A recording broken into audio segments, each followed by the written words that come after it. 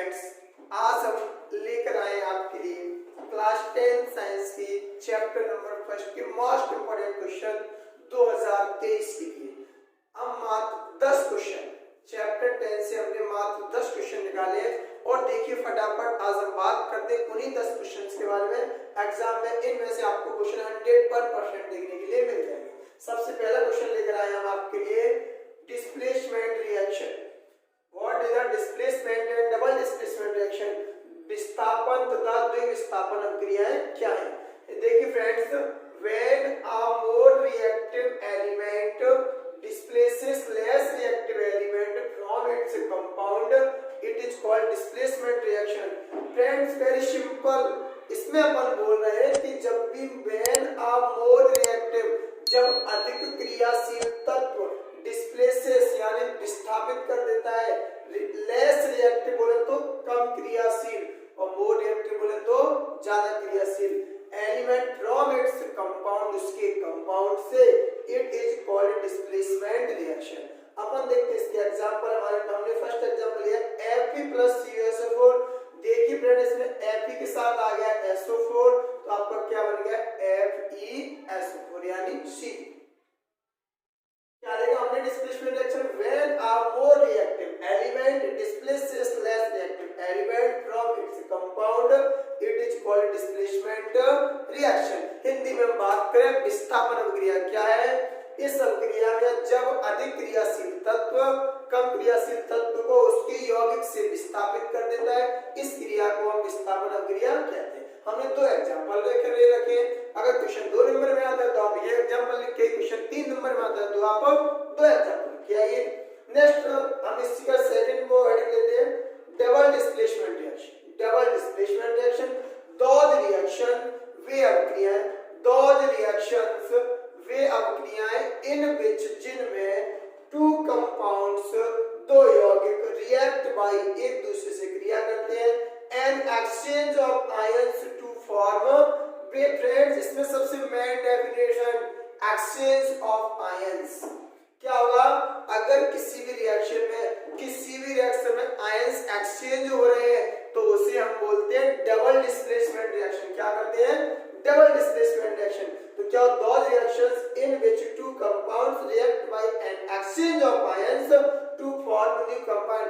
Ion exchange करने के बाद वो नया कंपाउंड फॉर्म कर लेते हैं, are called double displacement reactions.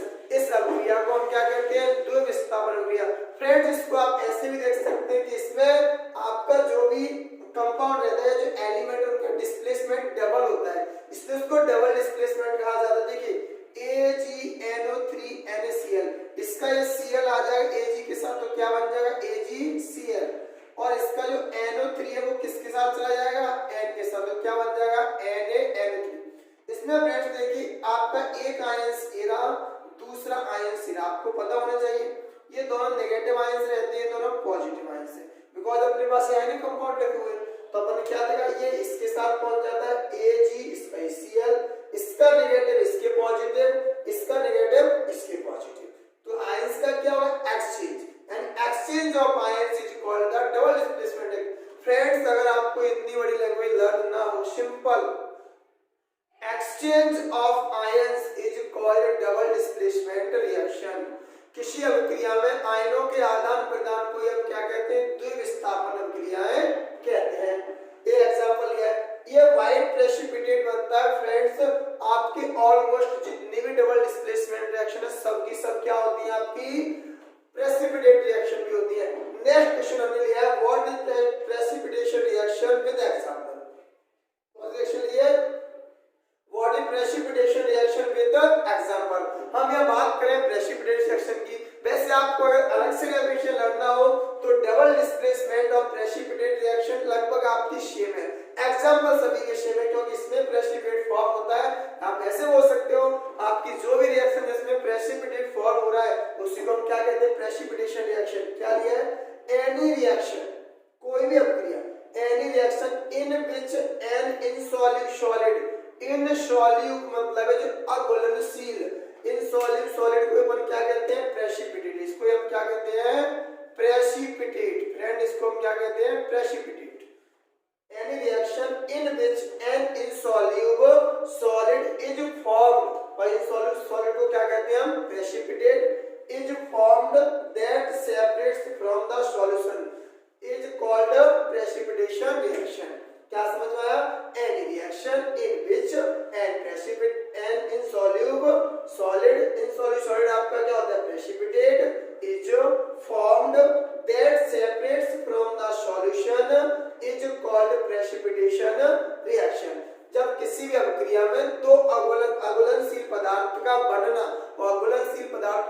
अवक्षेप, precipitate को हिंदी में बोला जाता है अवक्षेप, तो उसे हम क्या कहते हैं अवक्षेपण अभिक्रिया। सिंपल लैंग्वेज में किसी अभिक्रिया में अवक्षेप का बनना ही क्या कहलाता है अवक्षेपण अभिक्रिया कहलाता है। या ऐसे बोल सकते हैं अघुलनशील में बनने वाले पदार्थ को अवक्षेप कहते हैं और इस अभिक्रिया अवक्षेपण अभिक्रिया कहते हैं। इसके लिए हमने एग्जांपल लिए BaCl2 बेरियम क्लोराइड किससे रिएक्ट करेगा CuSO4 कॉपर सल्फेट से क्या बन जाएगा BaSO4, यहाँ पर व्हाइट प्रेसिपिटेट है CuCl2 यानी copper chloride. AlCl3 3NH4 ammonium hydroxide react किससे कर रहा है एल्यूमिनियम क्लोराइड से और आपका क्या बन जाएगा एल्यूमिनियम हाइड्रोक्साइड, ये भी कैसा है व्हाइट प्रेसिपिटेट और NH4Cl यानी अमोनियम क्लोराइड। फ्रेंड्स आप एक चीज ध्यान रखिए, अगर आपको डबल डिस्प्लेसमेंट प्रेसिपिटेशन रिएक्शन दोनों में से किसी एक एग्जांपल लर्न हो जाए तो दोनों के एग्जांपल आपके जस्ट सिंपल होते हैं। ये मैंने आपको दो क्वेश्चन बता दिए। हम चलते हैं नेक्स्ट क्वेश्चन की ओर, हम देखते हैं क्वेश्चन नंबर 3। इसमें हम बात करते हैं क्वेश्चन नंबर 3 की oxidation and reduction reaction. Question number 3 है हमारे पास ऑक्सीकरण एवं अपचयन अभिक्रियाएं, ऑक्सीडेशन एंड रिडक्शन रिएक्शन। क्या देखिए friends, the addition of oxygen to substance is called oxidation. The removal of hydrogen from a substance is also called oxidation.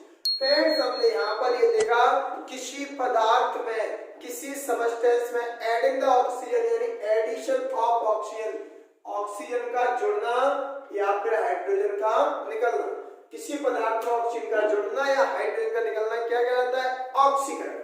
तो हम क्या बोल सकते हैं the addition of the oxygen to substance is called oxidation, the removal of hydrogen from substance is called oxidation. हमारे पास example है 2Cu, जब कॉपर को मैंने किससे रिएक्ट कराया ऑक्सीजन से, डेफिनेशन देखिए एडिंग ऑक्सीजन तो क्या ऐड हो रहा है ऑक्सीजन, क्या बन रहा है CuO कॉपर ऑक्साइड, क्या बन रहा है friend copper oxide. Second example मेरे पास 2H2 हाइड्रोजन सल्फाइड जब रिएक्ट करेगा ऑक्सीजन से तो sulphur 2H2O।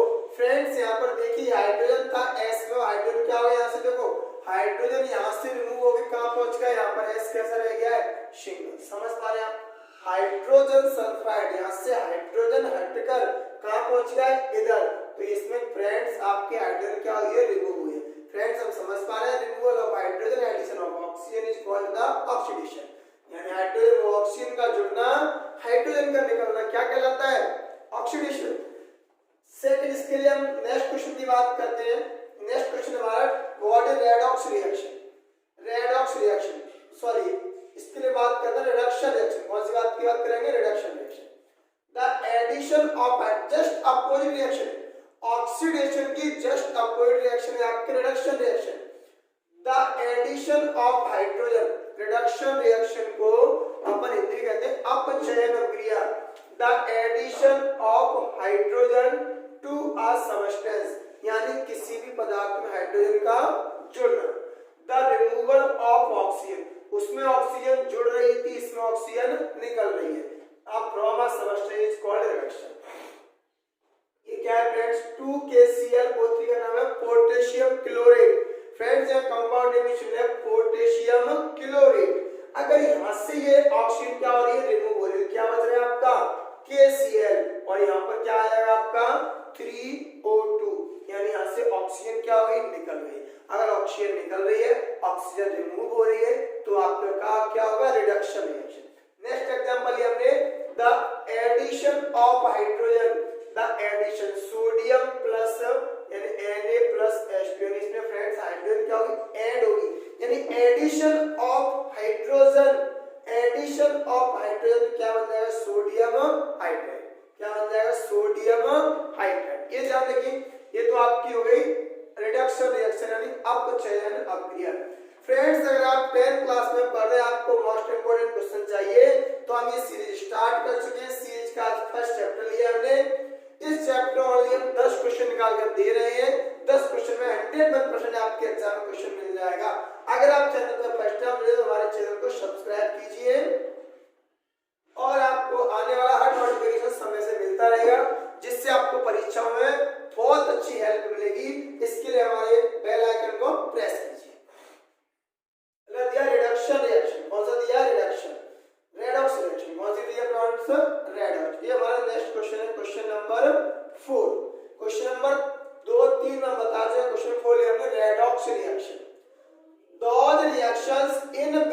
Oxidation, those reactions in which वे अभिक्रिया in which oxidation and reduction, जिनमें oxidation and reduction take place simultaneously are called redox reaction. ऐसी अभिक्रिया जिनमें ऑक्सीकरण तथा अपचयन या रेडॉक्स वो ऑक्सीडेशन एंड रिडक्शन रिएक्शन दोनों एक साथ होती हैं, उन्हें हम क्या कहते हैं? आपकी रेडॉक्स रिएक्शन। फ्रेंड्स, हमने सबसे अच्छा एग्जांपल लिया है CuO प्लस H2। ये कॉपर ऑक्साइड रिएक्ट कर रहा है हाइड्रोजन से। फ्रेंड्स, आपका यहाँ बचा Cu। अगर इसके लिए हम देखें तो इसमें क्या हुआ? रिडक्शन, बिकॉज यहाँ से ऑक्सीजन क्या हुई है? रिमूव हुई है। क्या हुई है? Removal of oxygen. क्या हुआ है? Removal of oxygen. और फ्रेंड्स, अगर हम यहाँ पर देखें तो यहाँ पर क्या हुआ है? Addition of oxygen. क्या हुआ है? Addition of oxygen. अगर ऑक्सीजन ऐड होती है, अगर ऑक्सीजन ऐड होती है तो एडिशन, ऑक्सीजन रिमूव होती है तो रिडक्शन। सिंपल सा लैंग्वेज अपन ये ध्यान। फ्रेंड्स, आपके क्वेश्चन समझ में आया? इसका नेक्स्ट जो क्वेश्चन नंबर 5 है उसकी बात करते हैं, जो कि एग्जाम के लिए हद से ज्यादा इंपॉर्टेंट क्वेश्चन है। एक्सोथर्मिक एंड एंडोथर्मिक रिएक्शंस, ऊष्माक्षेपी एवं ऊष्माशोषी अभिक्रिया, ऊष्माक्षेपी एवं ऊष्माशोषी अभिक्रिया या exothermic and endothermic reactions. Friends, आपको मैं फिर बता दूं, अगर एग्जाम में क्वेश्चन 2 मार्क्स में पूछी गई है रिएक्शन तो डेफिनेशन विद वन एग्जांपल, अगर 3 मार्क्स में पूछी जाती है डेफिनेशन विद 2 एग्जांपल। ये ध्यान रखिए। Exothermic reaction, those reactions in which heat is evolved। कुछ लर्न नहीं करना अपन को, एक लाइन ध्यान रखना है, सिर्फ 3 word, 3 heat is evolve. those reactions जो आप हर एक रिएक्शन में लगा रहे हैं भैया, those reaction वर्ड बेरासायनिक अभिक्रिया तो अपन हर एक रिएक्शन में लगा रहे हैं। those reactions in which heat is evolved, जिसमें हीट क्या होती है? Evolve, are called exothermic reaction. एक सबसे अच्छी बात है, हीट सिंबल होता है ट्रायंगल जैसा साइन, इसको कहते हैं अपन delta, is shown at product side. जो आपका हीट सिंबल होता है ट्रायंगल, इसको किसमें शो किया जाता है? अपने प्रोडक्ट साइड। देखिए C+A2 जब कार्बन ने ऑक्सीजन से रिएक्ट किया तो क्या बना? आपका कार्बन डाइऑक्साइड, और क्या बॉन्ड हुआ? आपका ये हीट। सेकंड एग्जांपल देखते हैं, methane CH4 plus oxygen CO2 2H2, इसमें क्या है? Heat energy. सिंपल लैंग्वेज ध्यान रखें, अगर हीट एनर्जी या पे हीट प्रोडक्ट साइड में तो अपन समझ जाए it is a exothermic reaction.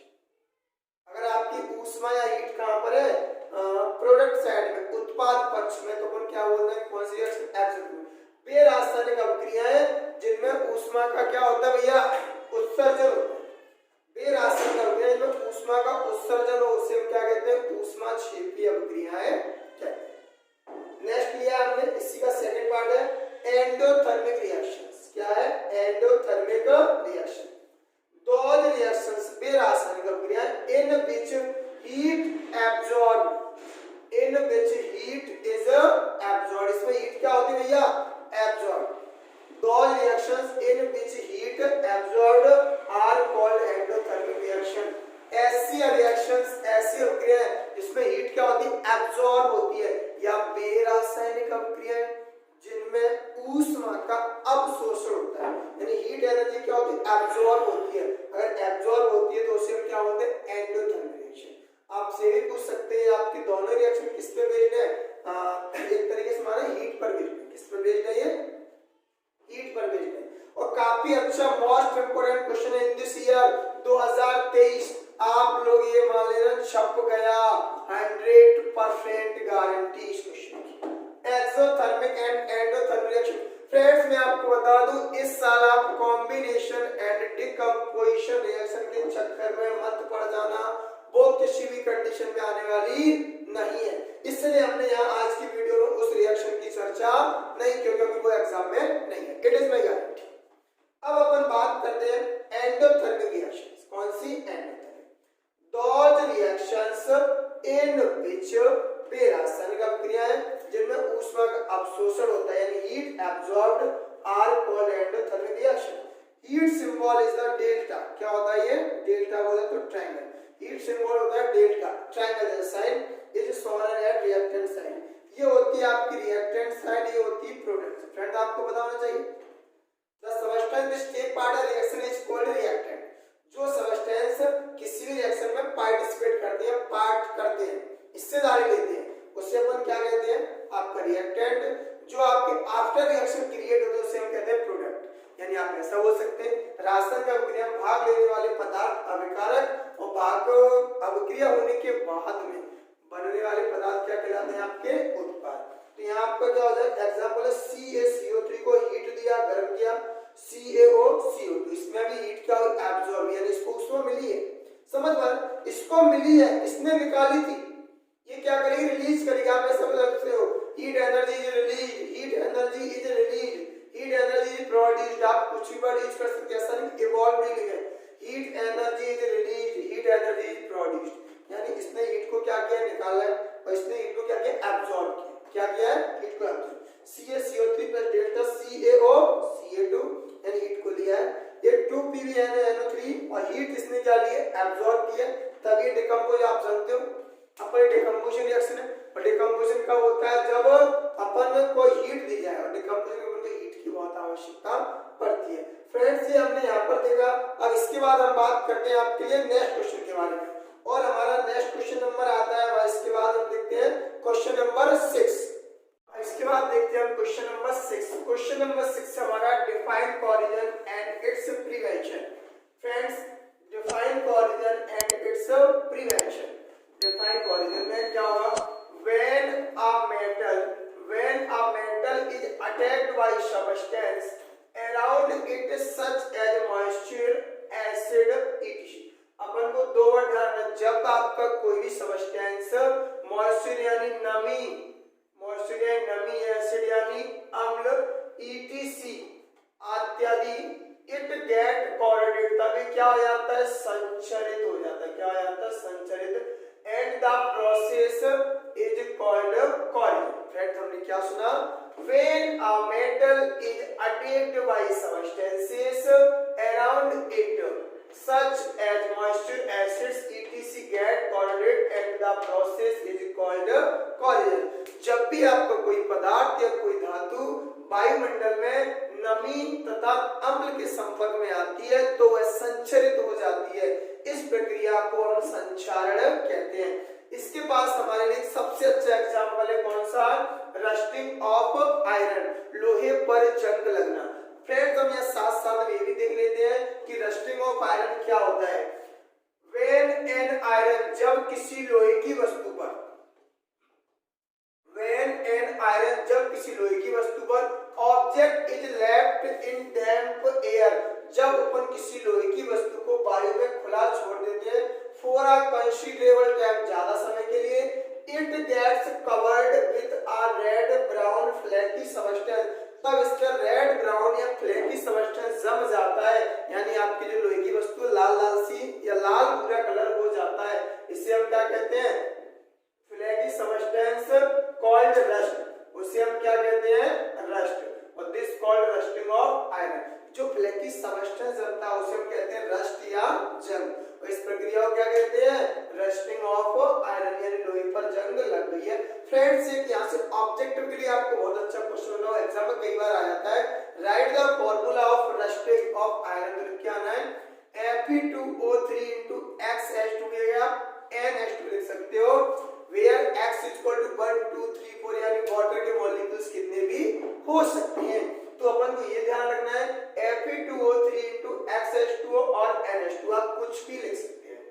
4Fe plus 3O2 2XH2O equal to 2Fe2O3 XH2, अपन ऐसा बता सकते हैं।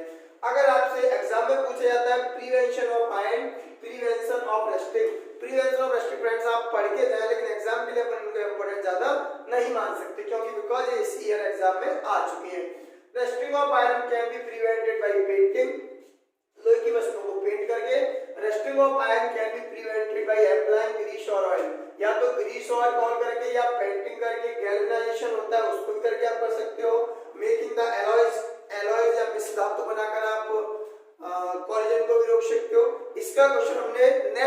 दिया है, क्वेश्चन आपकी स्क्रीन पर शो हो रहा है। नेक्स्ट क्वेश्चन हमारा डिफाइन रेंसिडिटी, क्वेश्चन आपको स्क्रीन पर देखने के लिए मिल रहा है, define rancidity and it's prevention. Rancidity क्या होती है फ्रेंड्स, आपको बताऊं, दरअसल आपकी जो भी चीजें एक तरीके से आप खाना वगैरह खाते हो, एक समय के बाद वो खाना खराब हो जाए, इसमें स्मेल और टेस्ट चेंज हो जाते हैं, इसी प्रोसेस को रेंसिडिटी कह सकते हैं। द प्रोसेस इन विच, ऐसी process in which fats and oils, वसा और तेल और फूड प्रोडक्ट्स यानी खाद्य पदार्थ मेड फ्रॉम फैट्स और ऑयल्स, या तो वसा या तेल, गेट ऑक्सीडाइज, ये क्या हो जाते हैं, ऑक्सीडाइज हो जाते हैं, resulting in change of smell, और उस ऑक्सीडाइज होने के बाद स्मेल एंड टेस्ट क्या हो जाते हैं, चेंज हो जाते हैं। सिंपल सा है, आपसे कोई पूछे two example of oxidation in daily life, तो आपको आंसर देना है corrosion and rancidity are the two example of oxidation in daily life. आपसे कोई ये पूछे दैनिक जीवन में ऑक्सीकरण के दो उदाहरण बताइए, तो एक तो आपका संक्षारण है जो भी आपको ऑक्सीडेशन की वजह से होता है, एक आपका रेंसिडिटी बोले तो विकृति गंधता, वो भी आपका ऑक्सीडेशन या ऑक्सीकरण की वजह से होता है। इसके बाद फ्रेंड्स हम बात करते हैं इसका प्रिवेंशन आप कैसे कर सकते हैं। फ्रेंड्स आपकी समझ में आ रहा है, the process which fats and oils or food products made from fats or oils gets oxidized, यानी क्या हो जाता है, oxidising, resulting in change of smell and taste is called rancidity, इसे हम क्या कहते हैं, रेंसिडिटी। एग्जांपल बात करें, food items made from oil, आपके जितने भी फूड आइटम्स किससे बनते हैं, तेल ही पदार्थ होते हैं या तेल से बनते हैं, like becomes rancid if kept open for some time, अगर इन्हें कुछ समय के लिए बाहर रख दो तो ये क्या हो जाते हैं, रेंसिड या खराब हो जाते हैं। अगर मैं फ्रेंड्स बात करूं prevention of rancidity, adding antioxidants, अपन ऐसे पदार्थ लगाएं एडिंग ऑक्सीडेंट, एंटीऑक्सीडेंट यानी प्रत्यऑक्सीकारक जो उसका अपोज करे to food containing fats and oil, तो उससे वो रुक सकता है।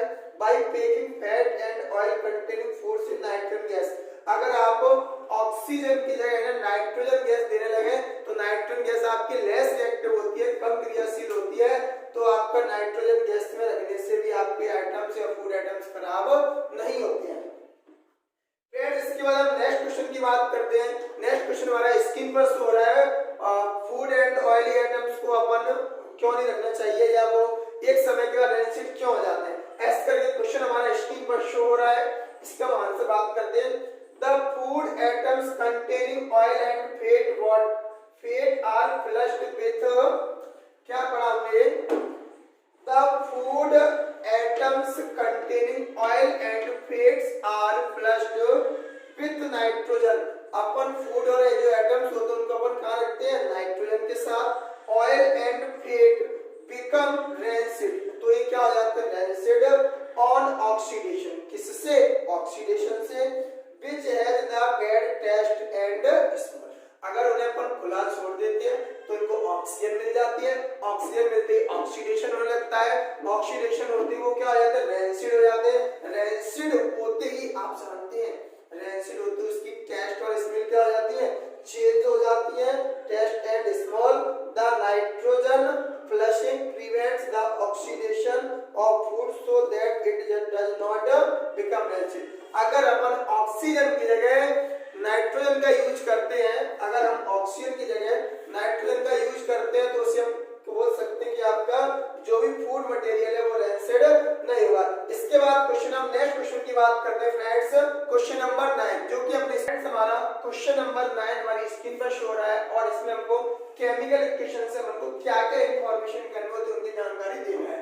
A chemical equation convey the following for information, हमको केमिकल इक्वेशन से क्या क्या जानकारी मिलती है। फ्रेंड्स ये भी काफी अच्छा क्वेश्चन है। It represents the names of products and reactants, पहली बात तो आपको केमिकल इक्वेशन से उस इक्वेशन में जो भी प्रोडक्ट्स आए हैं, जो भी रिएक्टेंट यानी जो भी अभिकारक जो उत्पाद है उनकी जानकारी मिलती है। सेकंड चीज, it tells the relative number of molecules of products and reactants, friends इससे अपन को ये भी पता चलता है कि आपकी जो भी केमिकल इक्वेशन है उसमें कितने मॉलिक्यूल्स हैं, प्रोडक्ट के हैं या रिएक्टेंट के हैं।